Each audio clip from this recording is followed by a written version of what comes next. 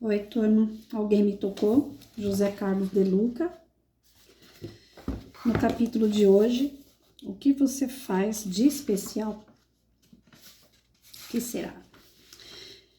Para vencer a náusea, faz o santo. Francisco de Assis.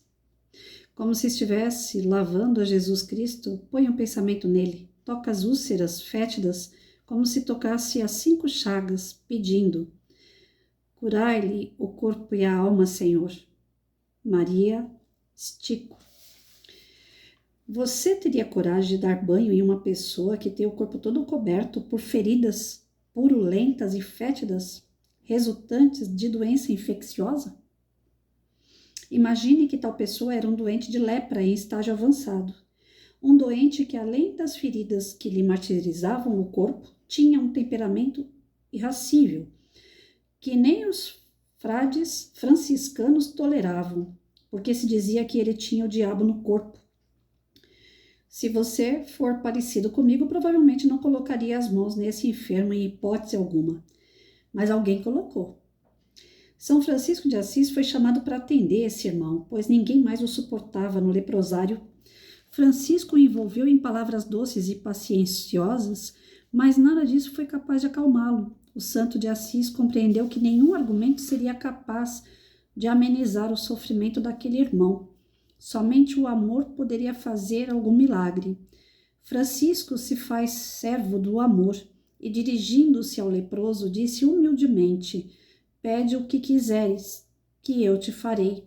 Sem nenhuma cerimônia, o doente pede que Francisco lhe banhe o corpo, pois não suportava mais o cheiro podre que as feridas exalavam. Imediatamente, o pobrezinho de Assis manda aquecer água com ervas odoríferas. Ele mesmo despiu o doente e começou a banhá-lo com muito carinho e delicadeza, apesar da náusea que sentia. Aquilo talvez não passasse de um banho, mas Francisco transformou aquele momento desagradável em um banho de profunda espiritualidade. Enquanto lavava as feridas do leproso, Francisco se recordava das palavras do mestre: pois eu estava com fome e vocês me deram comida, estava com sede e me deram água, era estrangeiro e me receberam na sua casa, estava sem roupa e me vestiram, estava doente e cuidaram de mim, estava na cadeia e foram me visitar. Quando vocês fizeram isso ao mais humilde dos meus irmãos, foi a mim que me fizeram. Francisco agiu como se estivesse lavando as chagas de Jesus. Desaparecerem a náusea, a repulsa e a intolerância, pois o amor nasceu nas mãos do santo da humildade. E o milagre não tardou. O pobre enfermo se sente de fato amado pela primeira vez e já não sofre. Esquece a doença como se as crostas pruriginosas e a fetidez das úlceras houvessem desaparecido ao toque daquelas mãos maternais. E em vez das chagas do corpo, vê agora as chagas de sua alma, a soberba, a ira, a rebeldia contra Deus, os múltiplos pecados de sua juventude, dos quais vem a lepra, e chora. Chora e suas lágrimas caindo na água perfumada curam-lhe o corpo e a alma. Francisco tocou Jesus ao banhar as feridas do leproso. Muitas vezes temos o ímpeto de querer tocar Jesus numa imagem ou numa escultura, mas o Cristo não está morto para se esconder em coisas mortas. Cristo está vivo e Ele mesmo nos deu a pista de como tocá-lo. Procure Jesus entre os tristes e leve a eles alegria, e assim enxugará as lágrimas do Mestre. Procure Jesus entre os famintos e alimente-os, e desta forma saciará a fome de Jesus por mais solidariedade na face da terra. Procure o Cristo entre os doentes, socorrendo-os com seus recursos, e desta maneira colocará remédio nas feridas dos pregos que até hoje continuam martelando Jesus. Procure o Cristo entre os inimigos, doando-lhes a dádiva do perdão. E assim conseguirá tocar-lhe o coração, transpassado pelas lanças do ódio que ainda se derrama sobre o Nazareno. Jesus sempre estará nos esperando entre as pessoas que nos desafiam a capacidade de amar. São palavras dele: amai os vossos inimigos. Bendizei os que vos maldizem, fazei bem aos que vos odeiam, e orai pelos que vos perseguem, para que sejais filho de vosso Pai que estás no céu. Guardo a certeza de que todos nós temos pessoas difíceis em nossos círculos de convivência, e como temos, né, gente? São exigentes, rebeldes, ingratas, trazem úlceras na alma e muitas vezes no corpo também. Queremos fugir delas, nos distanciar o mais possível, mas é entre elas que o Cristo se esconde. O Cristo doente, traído, maltratado e crucificado. É este Jesus que espera ser tocado por nós. Não é o Jesus bonito nos quadros e das esculturas. Não é o Jesus dos teólogos. Não é o Jesus nas alturas. É o Jesus que habita as trevas. É o Jesus carente do nosso amor. É o Jesus criança na manjedoura procurando o calor das nossas mãos. É o Jesus traído querendo o nosso abraço. É o Jesus morto pedindo a nossa vida. Com o Cristo, nosso amor precisa ser especial. Não o amor das conveniências e facilidades, mas o amor desafiador e destemido. Ele mesmo nos fez uma pergunta que não me sai da cabeça. Se vocês falam somente com os seus amigos, o que é que estão fazendo demais? Até os pagãos fazem isso. Agora mesmo poderemos tocar Jesus. Ele está tão próximo de nós, mais do que podemos supor. Jesus está na sua casa, no seu trabalho, na via pública, em cada pessoa infeliz que cruzar o nosso caminho. E não desconsidere que dentro de nós mesmos, o Nazareno também está presente. Todas as vezes em que estivermos caídos pelo sofrimento, a água do banho de São Francisco é a água do amor que cura e liberta. Alguém à sua volta está precisando de um banho. Alguém que está bem sujo e ferido. Quem sabe este alguém seja você mesmo. Pois é, gente. Complicado, né? Bem complicado. Se segura, porque o puxão de orelha é grande, né? Se a gente limpasse as chagas que tem dentro da gente, já era um bom começo. Agora, quem está disposto a colocar o dedo na ferida? Quem está disposto a encontrar os próprios defeitos?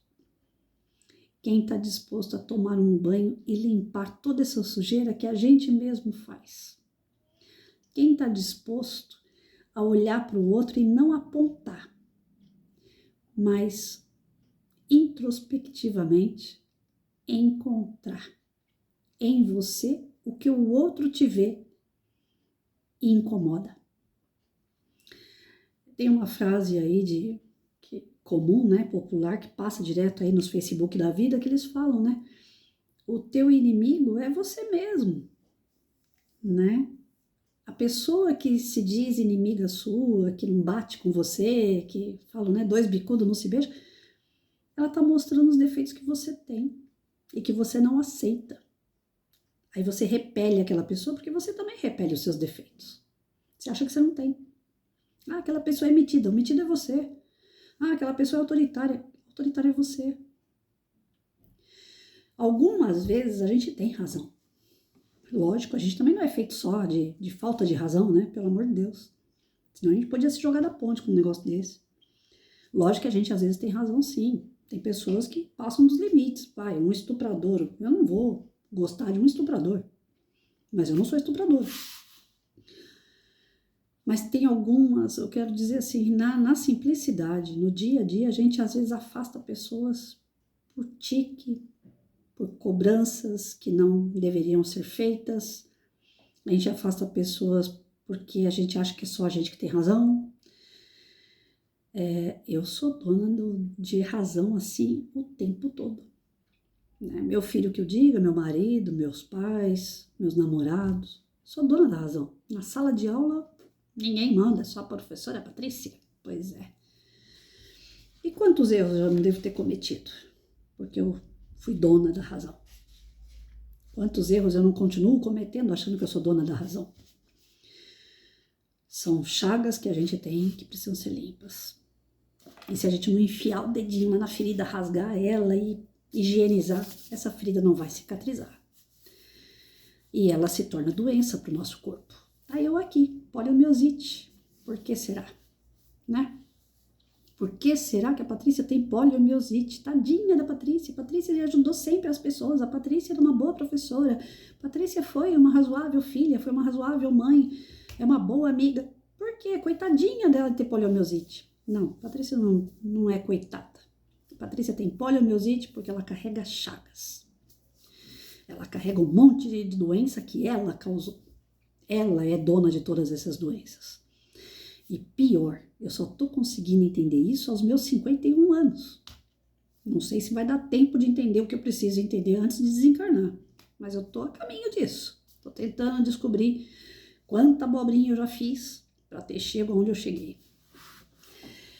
Bem-sucedida, trabalhou a vida toda, tem o salário dela, tem a casa dela, formou filho, cuidou, fez, aconteceu materialmente. Materialmente. Mas no campo espiritual, o que a Patrícia fez? Não fiz muita coisa.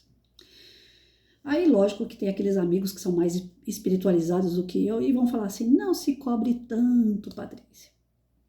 Mas dá uma certa raiva, sabe? De mim. Que eu podia ter pego meus 51 anos e ter feito algo pela minha espiritualidade. E eu não fiz.